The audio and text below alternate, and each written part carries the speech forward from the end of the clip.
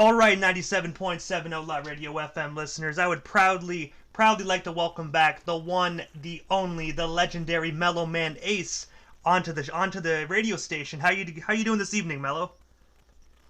Oh man, thanks a lot, bro. Everything's good, man. Just played a great round of golf today, and feeling good, man. I like my chances, bro.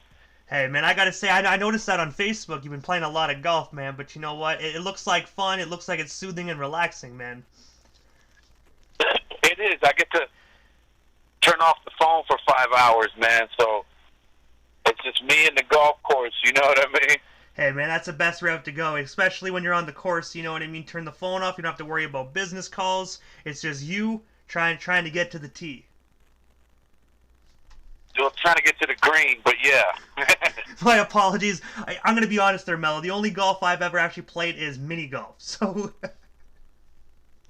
Not the same, but I feel you. I feel you on that. And as we already know, like you were on here a while about last year, man. I gotta say thank you so much for just giving us some time again and coming back on. But I'm gonna jump right to the chase here, man, because I know you're a busy guy and you're still putting massive amounts of work in within hip hop. But you know, I have to ask you, man, because I can't believe I didn't touch base on this during our first interview.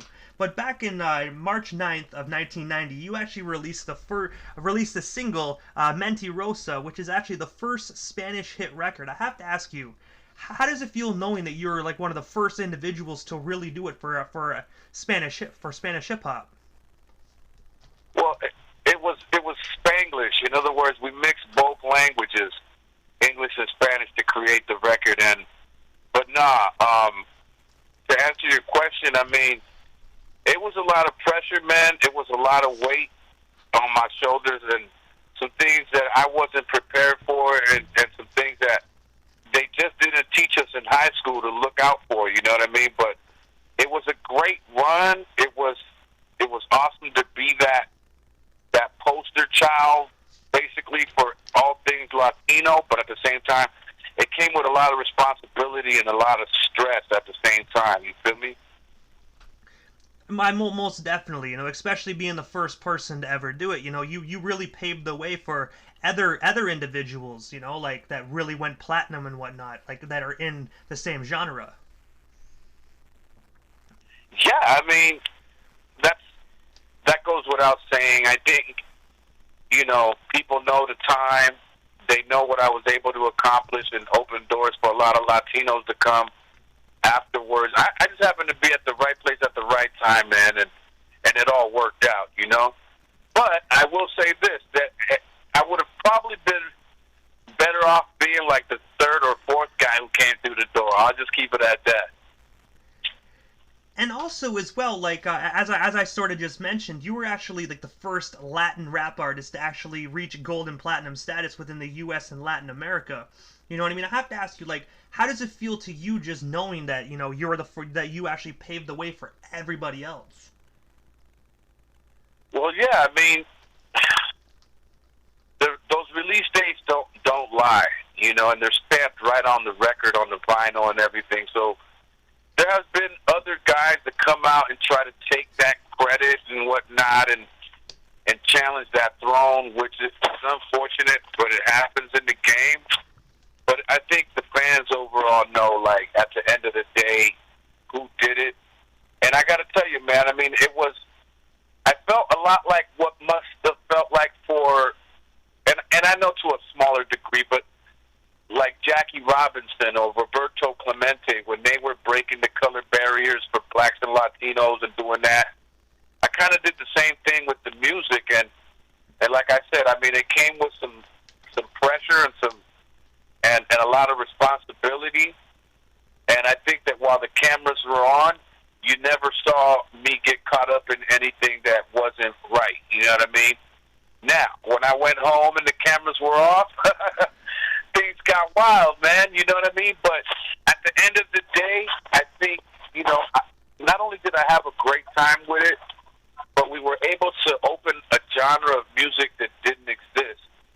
And even though nowadays reggaeton is a little bit bigger than the Latino rap and hip-hop, you know, it is a cousin of what we started. And I think the Spanish and bilingual rap opened the door so that reggaeton gets a look, so. And you know what, Mello? No one can ever take that away from you, because just like you said, it's time-stamped on the records. People can try and take it, but all they have to do is actually look at the dates on the record. Yeah,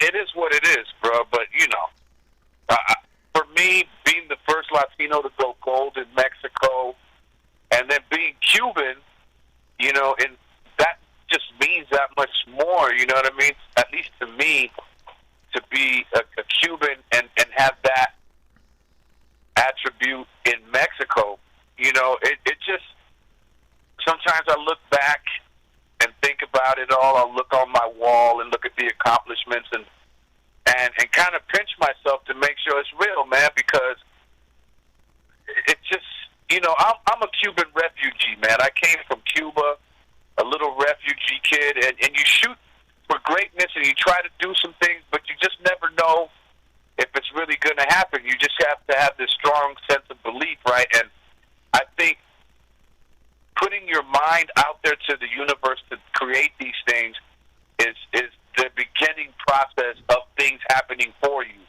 And if anybody takes anything from this interview, if you're a young artist or you aspire to do great things, pay attention to the ideas and the thoughts that you're putting out to the universe, because you're creating your surroundings by your thoughts. So, always try to police your thoughts and what you're thinking, and don't waste thoughts on things that don't lift you up. You know what I mean? Because whatever you're thinking is what you'll manifest. So. And you are also one of the founding members of the Latin hip-hop group DVX, Devastating Vocal Excellence. I have to ask you, can you tell us the story behind that group? And of course, how did you actually meet the other members? Because I do know your brother Sendog was actually one of the members as well, so we already know how you guys obviously met. Well, I mean, me and my brother are brothers, and we're the only original members of Cypress Hill. We started as DVX, and then changed the name to Cypress Hill. So the other guys, I met B Real, who was in my breakdance crew. And as the moves got harder, I switched over to rhyming, and then brought B Real along. And then, we took on DJ Muggs from another city, because somebody said he had our same energy, so we went down there and met with him, and he clicked with us, sure enough. And of course, Tomahawk Funk went to junior high and high school with me and Sendog, so we were all boys right there. We put it together as a crew, and lo and behold, they say there's strength in numbers, and I think nothing is truer when you look at our street and you look at the amount of rap groups that came just from our street, Mellow Man Ace, Cypress Hill, and Funk Dubious. It lets you know, like, man, them brothers was really out there doing it, putting in work. And the one thing I have to ask you, pertaining to DVX, also known as Cypress Hill, like, what actually made you decide to pursue a solo career? Funny, man, it wasn't by choice. As in my late teens, my dad wanted me to keep a job, and I was unwilling to do that because I was really going heavy in the music business and trying to get in the game. And I told him, nah, I'm going to keep rapping. And so he kicked me out of the house. So, long story short is I had to get on my P's and Q's a little earlier than the other guys, because now I was basically homeless, And that's most definitely true, At the end of the day, you have to eat and you have to have a roof over your head, man. That was cold of your pops, but I heard back in the day parents were most definitely a lot more stricter. Oh, yeah. My pops comes from a strict, background. My grandfather, his father was the lead orchestra conductor for the Cuban military orchestra. So he had a military background.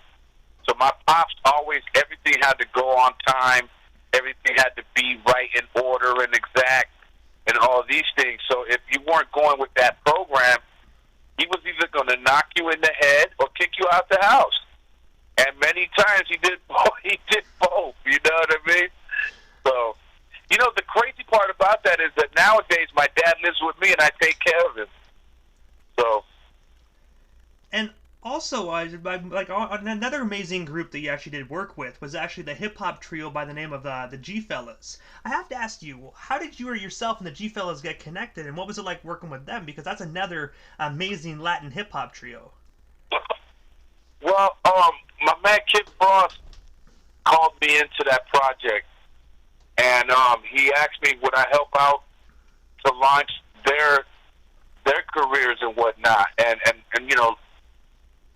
I have to say, rest in peace, Slow Pain, who passed away this year. Very sad, you know, to see that my brother's gone. But that's actually how I got involved in the project. And I don't think had it not been for Kid Frost, you know, that probably doesn't happen. And I want to say my sincere condolences to your friend Slow Pain, man. He was such a talented individual. Appreciate you, brother. Thank you. And also, I do want to say as well quickly, just for the listeners that don't know, like I follow Kid Frost on Instagram, and I noticed that he said he had something like COVID, so I just want to say like I want to shout my prayers out to him right now. Right on, man. That's real dope, man. Thank you. And also, if you don't mind me asking, how did yourself and Kid Frost actually get connected? Like, I had the privilege of interviewing him about I would think about 6 months ago, and he was probably one of the most nicest individuals that actually came on my platform. Very, very, very cool individual to chop it up with. You know what? I really don't remember how me and Frost met. I think, if my memory serves me right, I believe, well, Tony G and I were working on that Mentirosa sound and style. And at the same time, Tony G had been working with Kid Frost, right? But I didn't know it. So then, I believe what happened was I create the style, and then Tony G shows that to Frost. And then Frost and his writing team got together and wrote La Raza based off what I did on Mentirosa, right? And that's kind of how we met, right there, in that essence, in that vein. And next thing you know, man, we're touring around the world together as a good 1-2 punch, you know, because Mentirosa comes out first, and then La Raza drops after that, soon after. And we're both being produced by the same guy.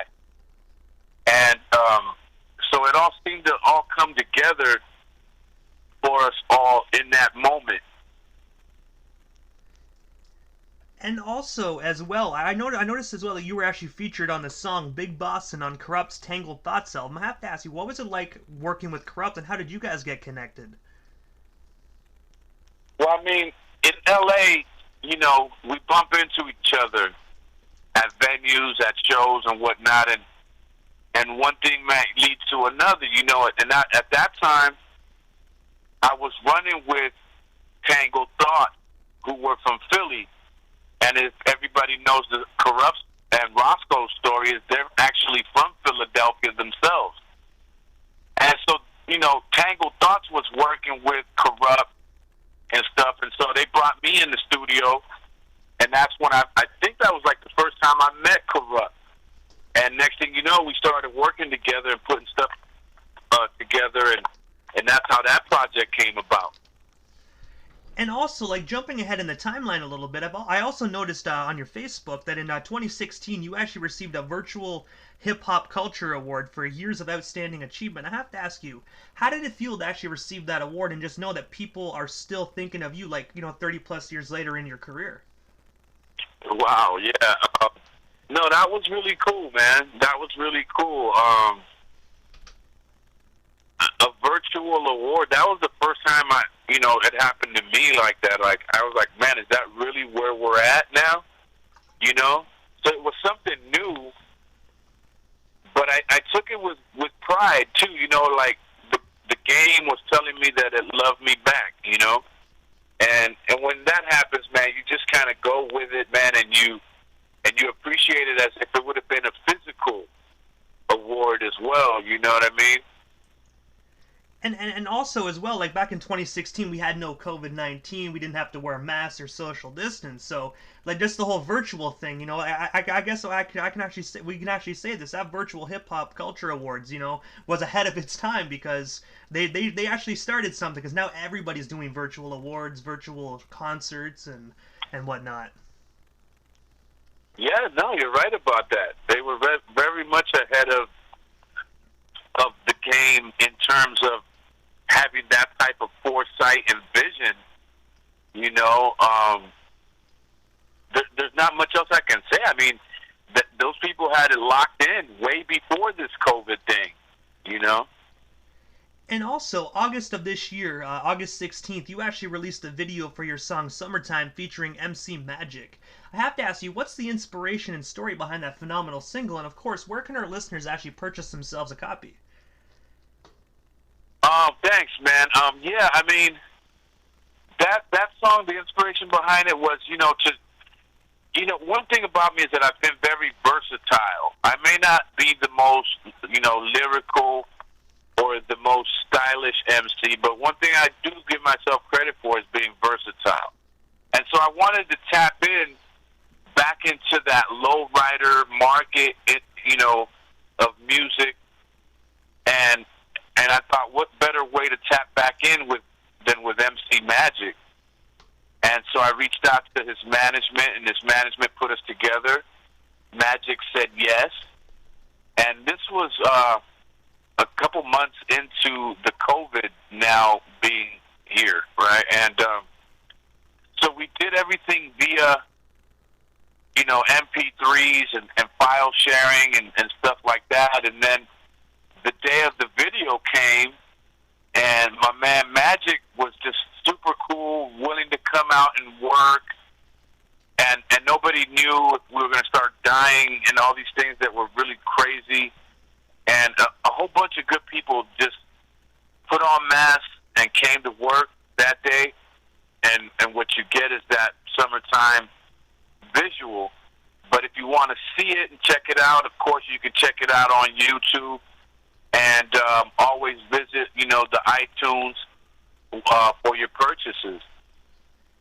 And I also noticed as well that you actually have your own brand of wine actually available. I was wondering, how can listeners actually go about just snagging themselves a bottle? And of course, what actually made you decide to actually just get into the wine business? Well, I mean, when COVID hit, we were no longer able to do concerts and perform and do these things. So now I'm sitting at home just twiddling my thumbs. And I remembered that for New Year's I had done a show with Rodney O in Napa Valley, and here that's one of the biggest, if not the biggest, wine country in the state of California. So I did a show there, and the concert promoter, he's kind of the one that pushed me to start the wine. And something a lot of people don't know is that I had heart surgery in 2017. And my doctor had told me that if I'm going to continue drinking anything, that I should drink red wine. So when the concert promoter suggested it, it made perfect sense. Although I was a little apprehensive at first, because I thought it was going to take, millions of dollars to start some type of endeavor like that, and that just wasn't the case. So, we faced some challenges and some struggles because of COVID in terms of distribution deals and companies not being willing to sit down or have meetings because of the COVID-19.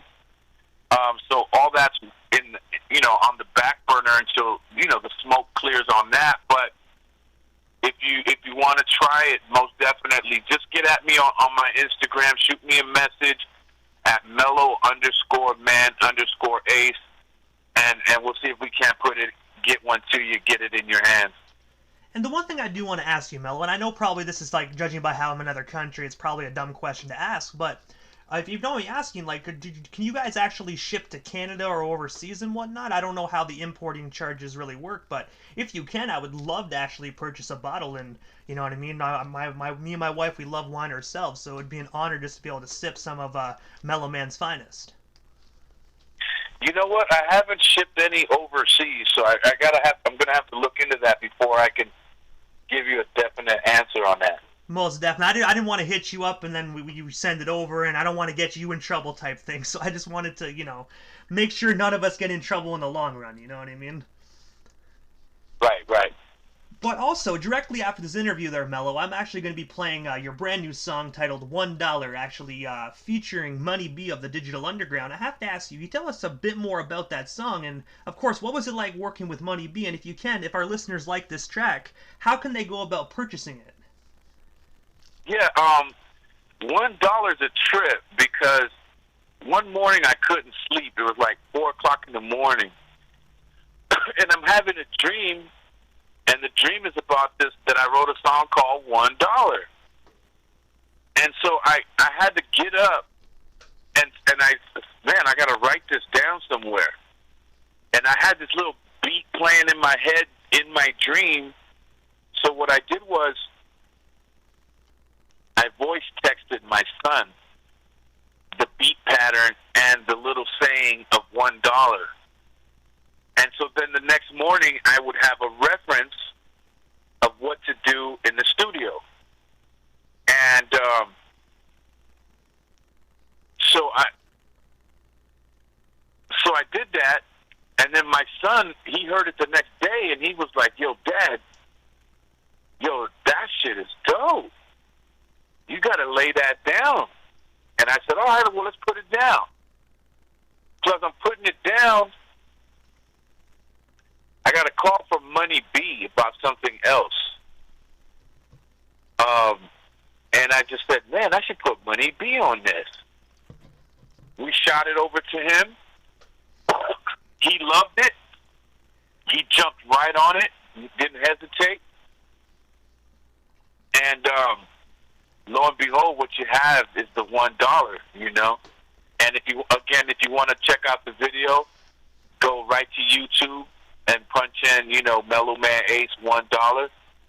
And of course, to purchase the song, please visit, iTunes, get a copy, help us out, let us know what you think about it, and all that.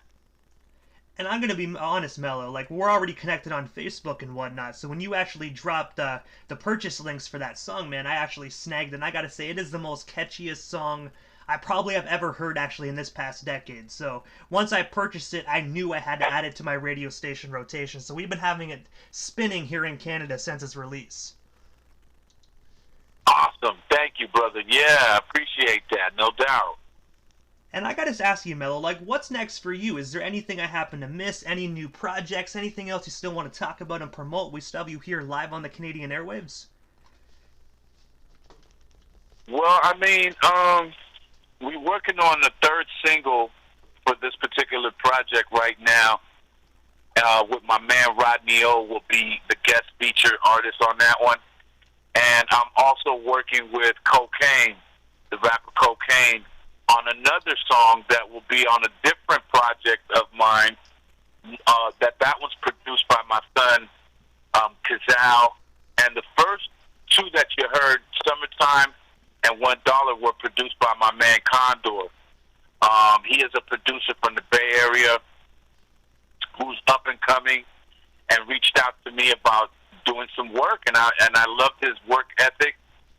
And ever since then, we've been steadily dropping singles, Condor and myself. So respect to my boy Condor, man.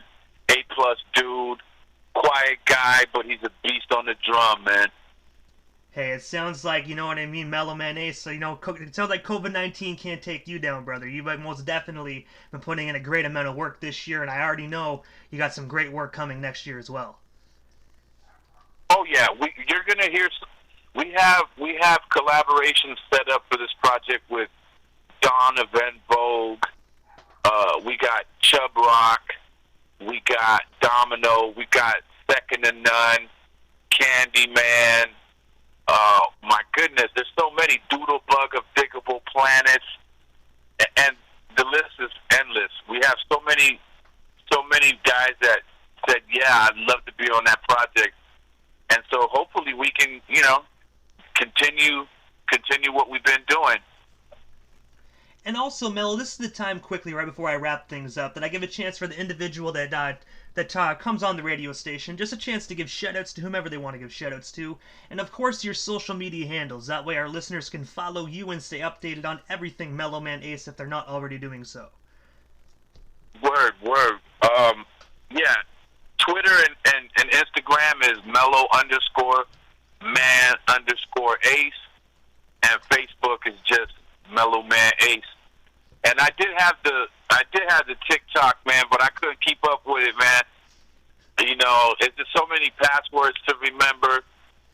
And I did have, the LinkedIn, but I got rid of those. So just find me there. And if you can't find me there, then just shoot me a kite. Hey, man, most definitely. There's way too many apps out there nowadays, Mel. Like, I personally can't get into the TikTok situation. I don't know. Like, people are telling me, but I don't know. I don't know. Just those little weird little videos. It reminds me of Vine. I just can't do it. Yeah, it's a little busy, man. It's a little busy. And one thing I'm not very funny. And I think a lot of the stuff is funny generated. And I'm just not a funny dude like that. But, more power to those that are. I can't get with it. And the other thing is, when it seems like they turn hip-hop culture into one big password. And I think the culture suffers greatly when you're not able to live in it and attend it and go see it and live it and feel it. And I think a lot of these passwords and a lot of these apps have been detrimental to our beautiful culture. I most definitely agree with you, Mello. But I gotta say, Mello, first and foremost, thank you so much for taking the time out of your busy evening and just giving us some of your time again, man. It was an absolute honor to welcome you back on the radio station. You're always welcome back on anytime you need any extra exposure or anything. Just don't hesitate to reach out to me, Mello. Thank you so much again. No, you're very welcome, man. I appreciate the lane that you've created for the artists to share our work and speak our minds. So I just wanted to say thank you to you and your team. We appreciate you and just want to say continued success to you and much peace and love, man. Thank you so much. You are most certainly welcome, Mello, man, and I'm gonna keep going until the wheels fall off. Attaboy. That's right. Most definitely. Thank you so much, Mello. Have yourself a wonderful night, and most definitely stay safe out there in California. Thank you, my man. I appreciate you. I appreciate you as well, man. Have yourself a wonderful night. All right. Peace, world. Peace, Canada, Montreal, Quebec, the whole nine. Peace, peace, peace.